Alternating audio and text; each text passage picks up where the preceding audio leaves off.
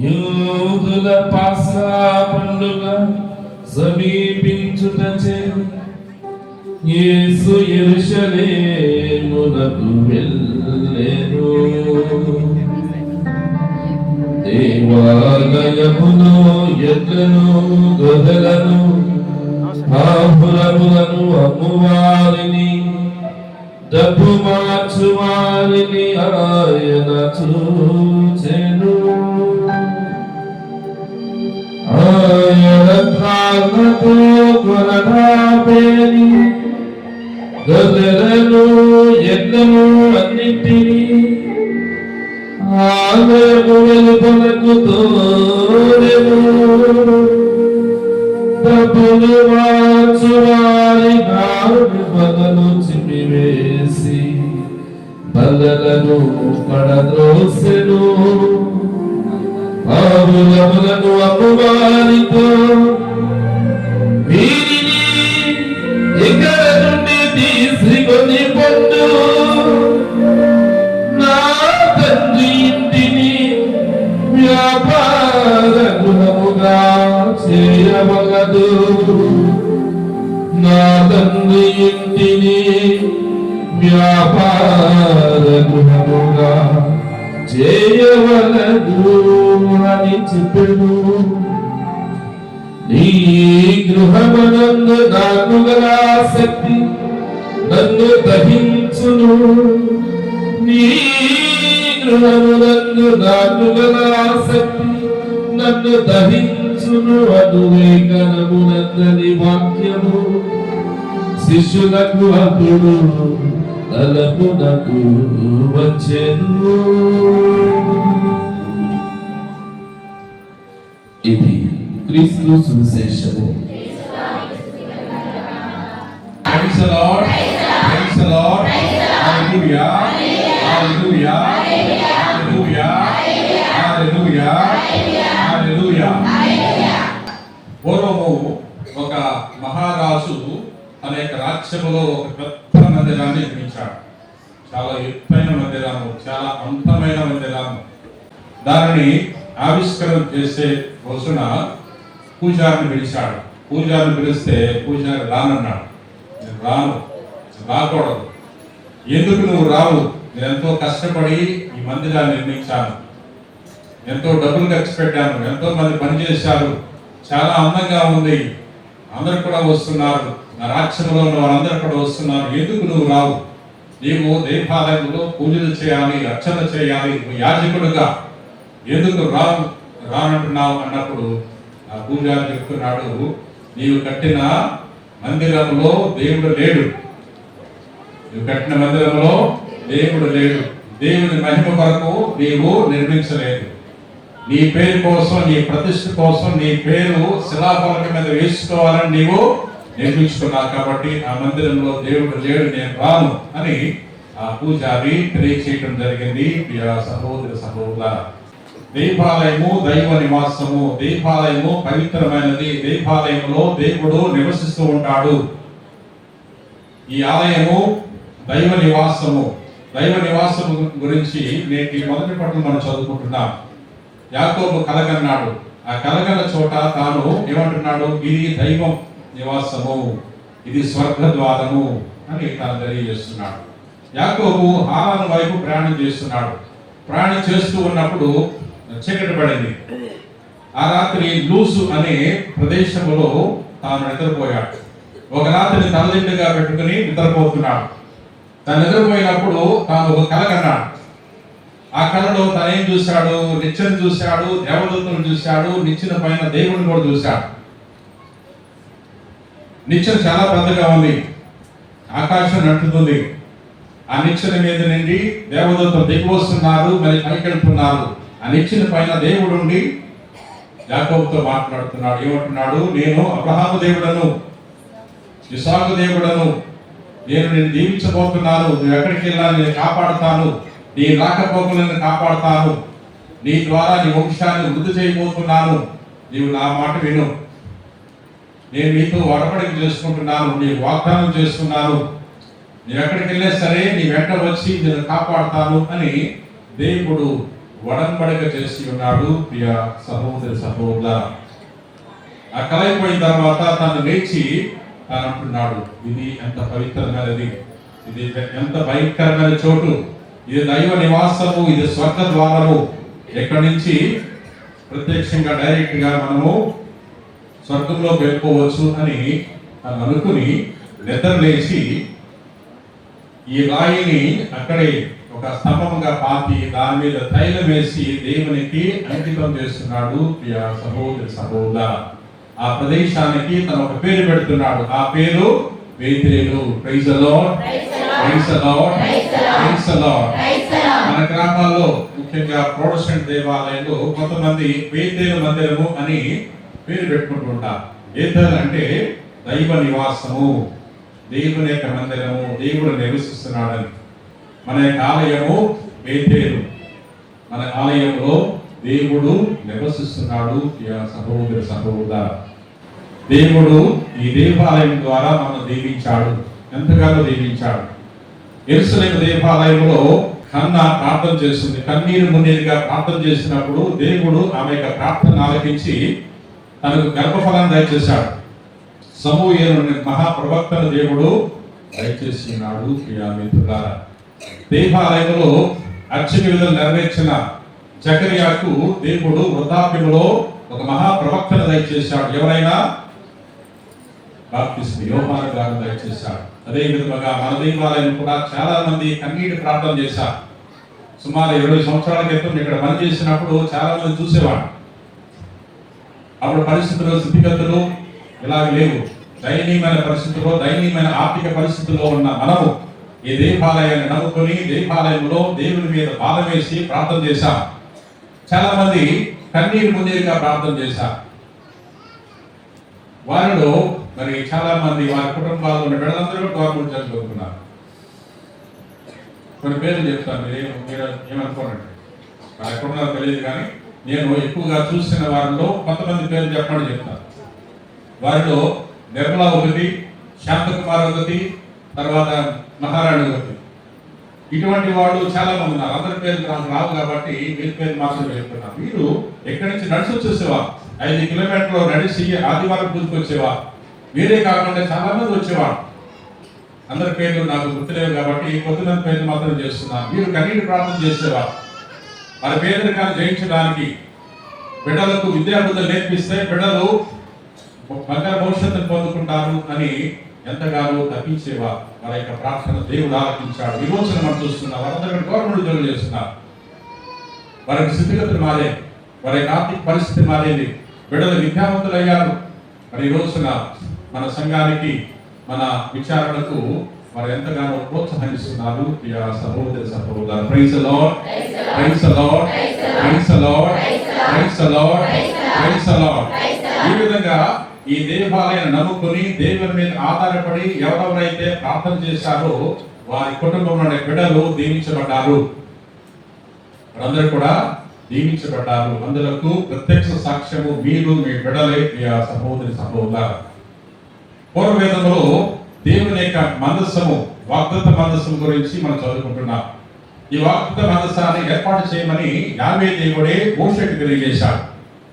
మోషే సీనాయి పర్వతం మీద 40 రోజుల పాటు దేవునితో గడిపాడు, దైవ ధ్యానంలో గడిపాడు. సీనాయి పర్వతం మీద యావే దేవుడు మోషేకు 10 ఆజ్ఞలు ఇచ్చాడు. ఆ 10 ఆజ్ఞలు ఇచ్చే సమయంలో దేవుడు తనకు తెలియజేశాడు, నీవు ఒక మందసాన్ని తయారు చేయి. ఈ మందసం ఎత్తు ఇంత ఉండాలి, వెడల్పు ఇంత ఉండాలి, పొడవు ఎంత ఉండాలి. ఆ మందసం మీద 2 దేవదూతలు ఉండాలి. ఆ మందసంలో 3 వస్తువులు ఉండాలి. ఒకటి 10 ఆజ్ఞల పలకలు, రెండవది అహరోను కర్ర, మూడవది మన్నా పాత్ర, బంగారుతో ఉన్న పాత్ర. ఈ 3ని అందులో ఏర్పాటు చేయి, అక్కడ నేను నివసిస్తాను అని దేవుడు మోషేకి తెలియజేశాడు. మోషే కొంతమంది వ్యక్తుల సహాయంతో చక్కగా తయారు చేశాడు.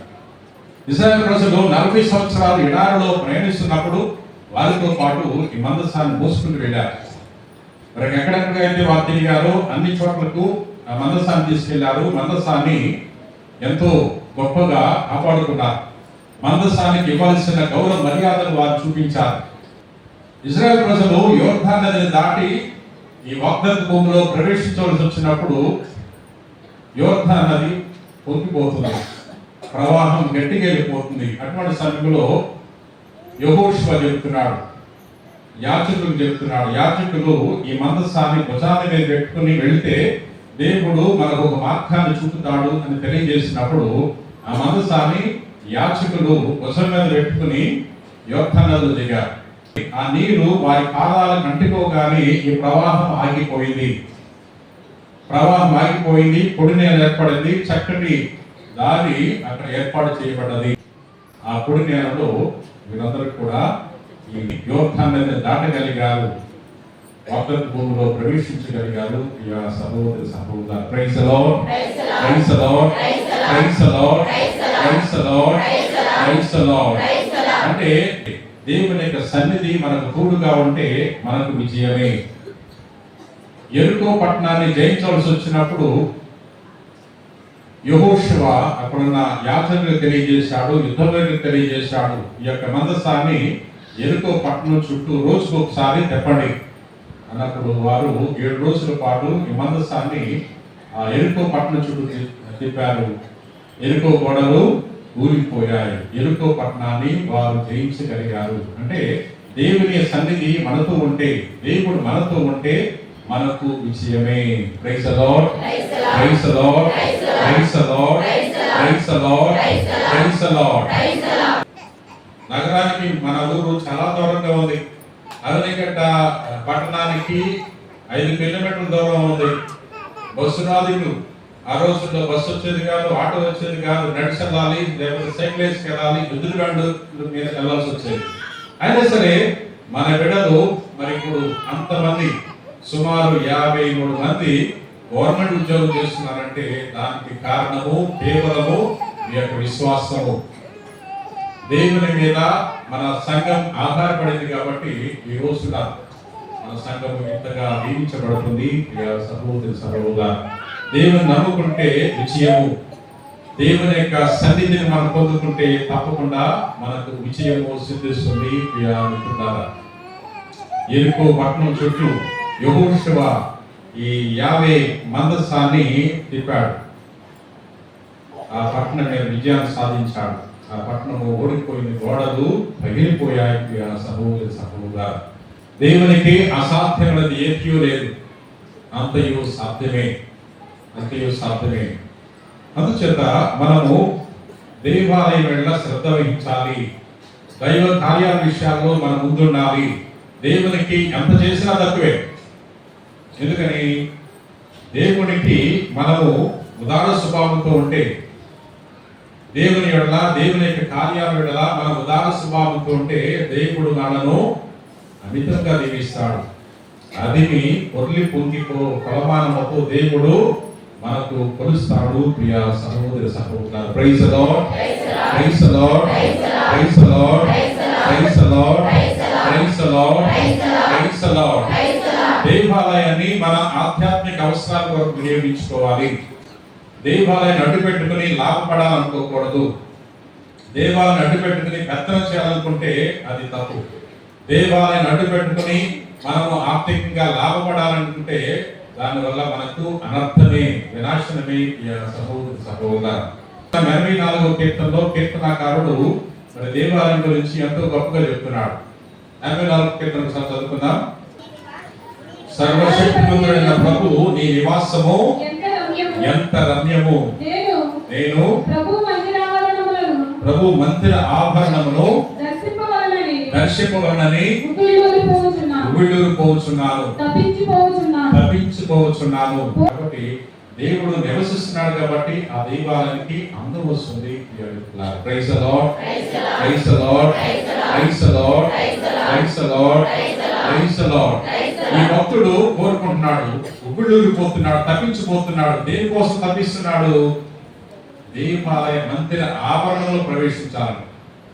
దేవాలయం కాదు, కనీసం దేవాలయ మందిర ఆవరణలో ప్రవేశించినా నాకు దీవెన, నాకు ధన్యత, నాకు మహదానందం కలుగుతుంది అని తాను కలలు కంటున్నాడు. ఉవ్విళ్ళూరిపోతున్నాడు. ఉవ్విళ్ళూరిపోవడం అంటే దానికి మించిన లోతైన పదము నాకు తెలియదు. తప్పించుకోవటం కంటే గొప్పది, ఎదురు చూడటం కంటే గొప్ప పదం. గుబుళ్ళూరిపోతున్నారు, అంతగా తాను ఎదురు చూస్తున్నాడు, తప్పిస్తున్నాడు. దేనికోసము? దైవ దర్శనం కోసం, దైవాలను ప్రవేశించాలని. దేవాలయ మందిర ఆవరణలో ప్రవేశించిన తనకు ధన్యత, దీవెన అని తను నమ్ముతున్నాడు కాబట్టి తాను ఆ విధంగా దేవుణ్ణి కోరుకుంటున్నాడు. సహోదరు సహోదరుడా, ఈ యొక్క కీర్తనాకారుడు 10వ వచనం కూడా చెప్తున్నాడు, గొప్పగా చెప్తున్నాడు. ఏం చెప్తున్నాడు?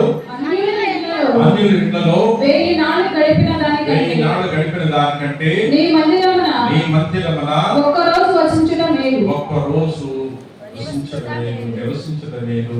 మనకు పెద్ద దిగులు ఉన్నాయి ఈ రోజుల్లో. అందరూ 2 అంతస్తులు, 3 అంతస్తులు, 4 అంతస్తులు కట్టుకుంటున్న ఉద్యోగాలు వచ్చినాయి కాబట్టి అక్కడ దొరకని ఆనందము, అక్కడ దొరకని సంతోషము, అక్కడ దొరకని నెమ్మది దేవుని యొక్క సన్నిధిలో దొరుకుతుంది. విలాసవంతమైన గృహాల్లో నివసించడం కంటే దేవుని యొక్క ఆలయంలో ప్రవేశించి దేవుని ధ్యానం చేయడం మనకు ఎంతో ఆనందము, ఎంతో సంతోషాన్ని కలిగిస్తుంది. సహోదరి సహోదరుల, ఎందుకని దేవాలయంలో దేవుడు మనకు తన ప్రేమను పంచుతాడు. ఎక్కడ దొరకదు దేవుడు పంచే ప్రేమ. దేవుడు ఇచ్చే ఓదార్పు ఎవరు ఇవ్వలేరు.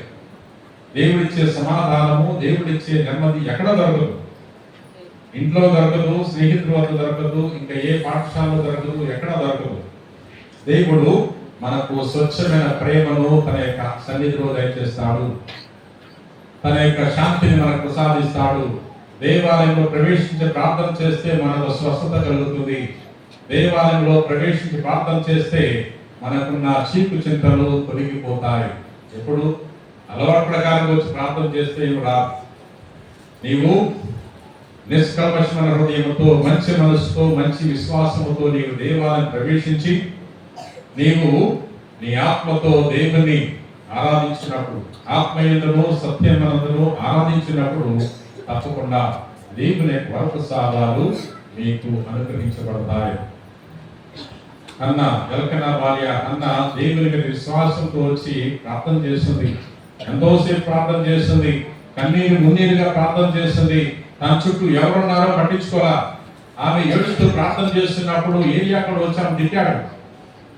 ఎందుకు తాగొచ్చి నువ్వు దేవాలయంలో నువ్వు మోకరిస్తున్నావు, వెళ్ళిపో.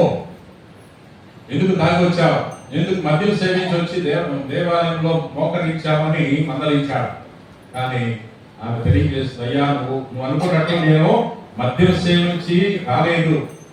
నేను గర్భఫలం కోసం ప్రార్థన చేస్తున్నాను, నా గర్భఫలం కోసం దేవుని వేడుకుంటున్నాను అని ఆ విశ్వాసరాలు ఏలియాకు తెలియజేసింది. సహోదరి సహోదరుల, పట్టుదలతో ప్రార్థన చేస్తుంది, కన్నీటితో ప్రార్థన చేస్తుంది, విశ్వాసంతో ప్రార్థన చేస్తుంది, ఏకాగ్రతతో ప్రార్థన చేస్తుంది. అటువంటి ప్రార్థన చేసినప్పుడు దేవుని యొక్క వరాలు ఒక ప్రవాహం వలె మనకు చేస్తాయి. Praise the lord, praise the lord, praise the lord, praise the lord, praise the lord, praise the lord, praise the lord, hallelujah, hallelujah, hallelujah, hallelujah, hallelujah, hallelujah. చిన్న ప్రార్థన చేసుకుందాం. కృపా కనికరములకు నిలయమైన సర్వేశ్వర, దయగల తండ్రి, మీకు వందనాలు, స్తోత్రాలు నాయన. ఈ వాక్యాన్ని ఆలకించాం. దివ్య పూజా విలువైన అప్పటి సమయంలోకి వెళ్తున్నాం. అయ్యా, ఈ అప్రాక్షరత్వం దయతో అంగీకరించండి. మమ్మల్ని మా గ్రామంలో జీవించమని అబ్రహాం, ఇస్సాకు, యాకోబుల మంది అంగీకరించిన దేవా మమ్మల్ని అంగీకరించి ఆలోచించమని మన ఆదరణ యేసుక్రీస్తు ద్వారా ఈ మనం చేయించున్నాము. ఆమేన్.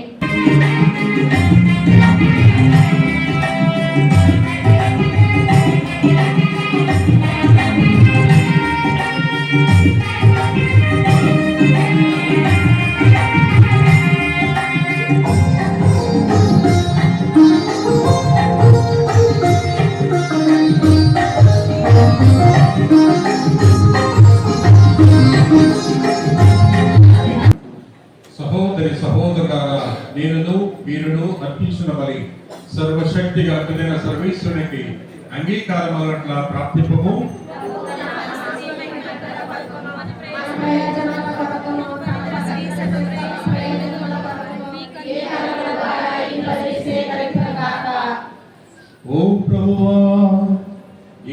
ఆలయమును నీ మహిమతోను పవిత్రమతోను నింపి నీవు సంతోషించిన శుభదినమును మేము కొనియాడుచున్నాము.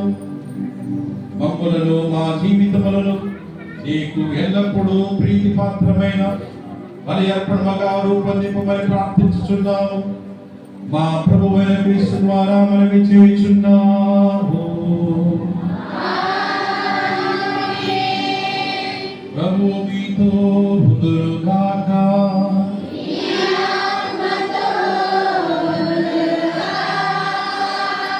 మీ మనస్సులను ఉన్నతమునకు త్రిప్పండి.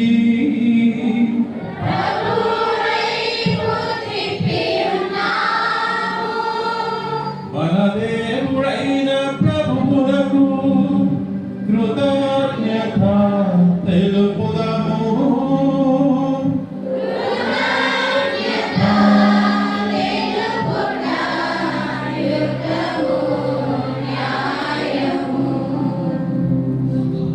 ప్రభువైన దేవ, పావన పిత, సర్వశక్తి కలిగిన సర్వేశ్వర, మేము ఎల్లప్పుడూ ఎచ్చోడను నీకు కృతజ్ఞతాలను చెల్లించుట యుక్తము, న్యాయము, ధర్మము, రక్షణదాయకము.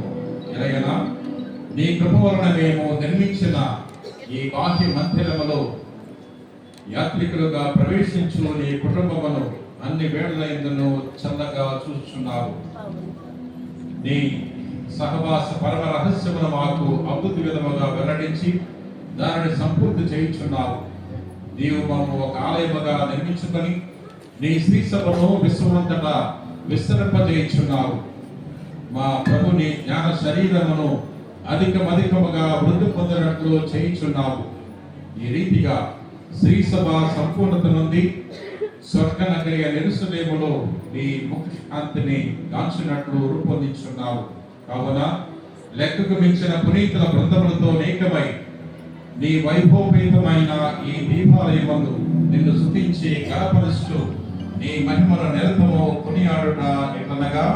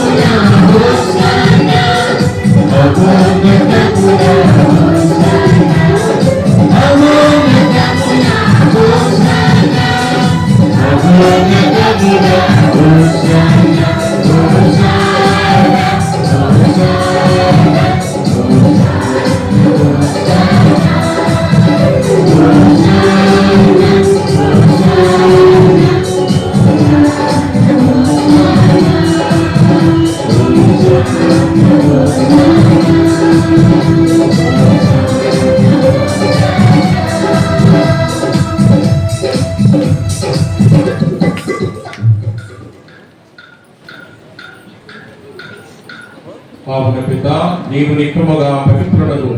నీ సృష్టి అంతయు నిన్ను స్తుతించుట యుక్తము.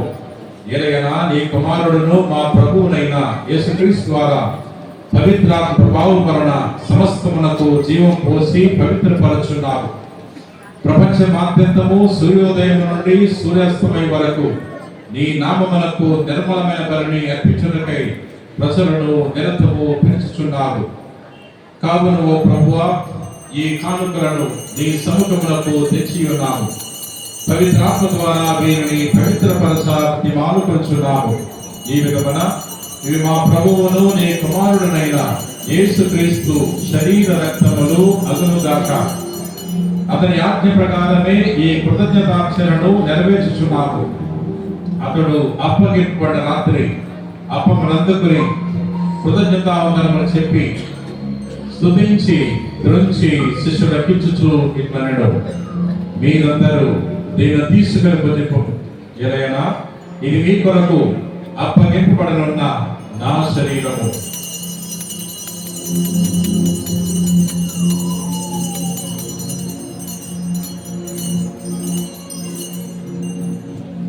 ఆ విధముగాని భోజనానంతరము పాత్రను అందుకొని మరలా కృతజ్ఞతావందనములు చెప్పి స్తుతించి శిష్యులకిచ్చుచు ఇట్లనెను, మీరందరూ దీన్ని తీసుకొని దీని నుండి పానము చేయుడు. ఎలయనా ఇది నూతన నిత్య నిబంధన నా రక్తపు పాత్రము. ఇది నీ కొరకును అనేకుల కొరకును పాప పరిహారములకై ప్రారంభమైబడను. దీనిని నా జ్ఞాపకార్థము చేయుడు.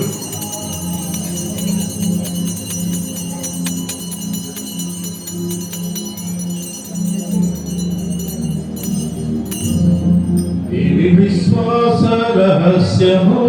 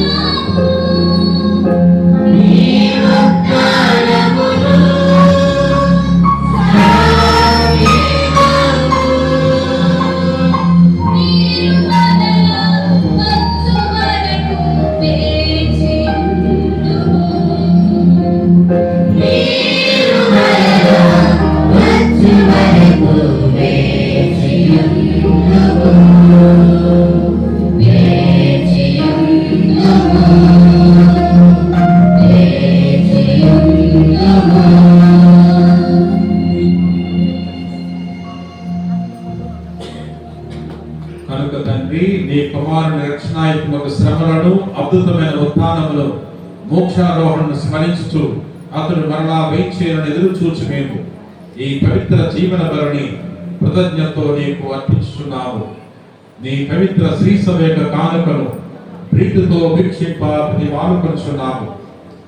తన మరణము ద్వారా మమ్మ నీతో శక్తిపరిచిన నీ కుమారుని బలిని స్వీకరింపము.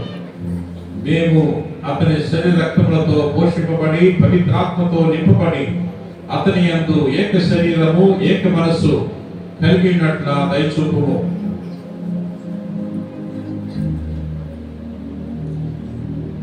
అతడు మమ్మల్ని నిత్యాత్మగా రూపొందించిన గాక.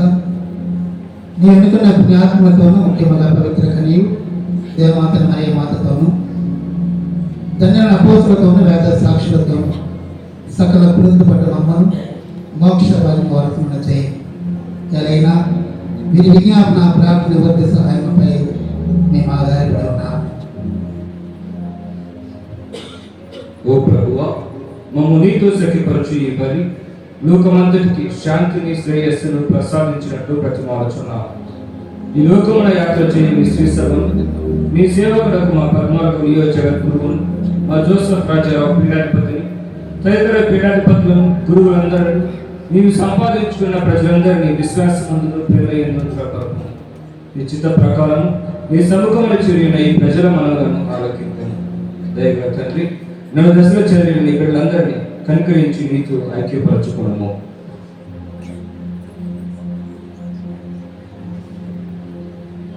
చనిపోయిన మా సహోదరి సహోదరులు, నీ ప్రేమతో ఈ లోకమును వీడిన వారందరినీ దయతో నీ రాజ్యములో చేర్చుకున్నావు.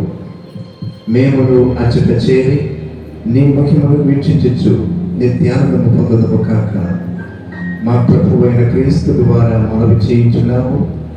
అదే ద్వారా నీవు సకల మేలులు లోకములకు దయచేయుచున్నావు.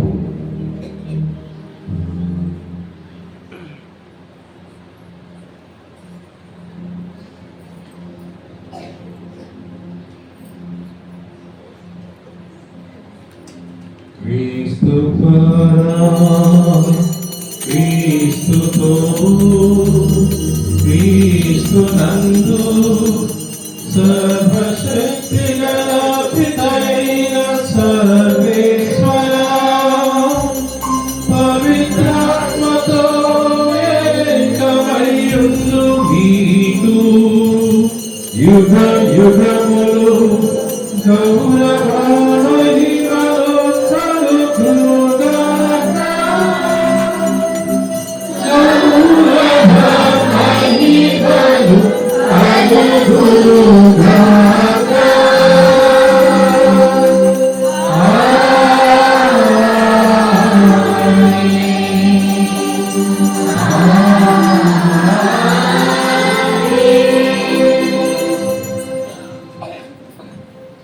ప్రభు నేర్పిన పరలోక ప్రార్థనలు మనందరం కూడా చేతులు చాచి భక్తితో జపించుకుందాం. పరలోకమందున్న మా తండ్రి, నామమున నీ చిత్తము పరలోకమందు నెరవేరినట్లు భూలోకమందు నెరవేరును గాక.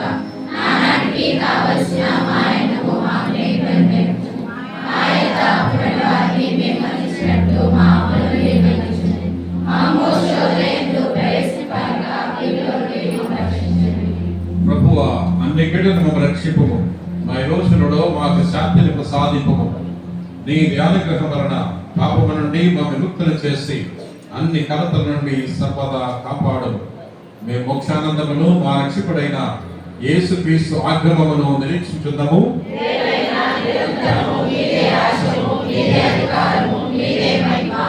శాంతిని మీకు అనుగ్రహించున్నాను, నా శాంతిని మీకు ఇస్తున్నాను అని అపోస్తులతో వచించిన ప్రభు యేసువ, మా పాపములు లెక్కింపక నీ స్త్రీ సభ విశ్వాసం వీక్షింపము.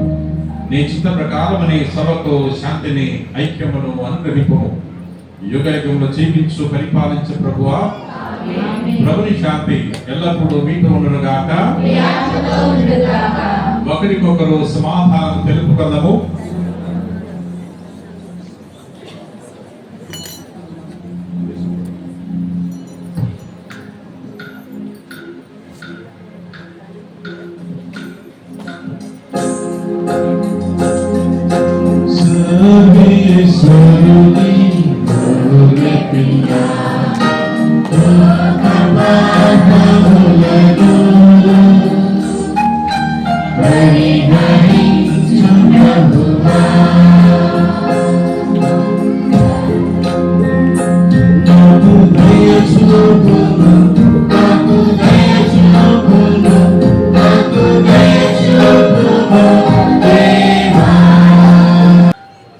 ఇదిగో సర్వేశ్వరుని గొర్రెపిల్ల, ఇదిగో లోక పాపములను పరిహరించు ప్రభు.